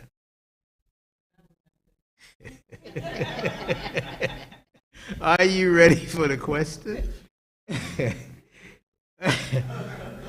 Again, the motion is to change the board meeting date from February the 14th to February the 7th. All in favor, raise your hand. Okay, Cupid wins. The motion is passed. Okay. At this time, I make a motion to adjourn. I will entertain motions to adjourn. I'll make This that meeting. motion. Second? Second. Thank you. The motion to adjourn has been properly, has been properly made by Ms. Stokes and second by Ms. King. Is there any discussion at this time? Are you ready for the question? Again, the motion is to adjourn. All in favor, raise your hand.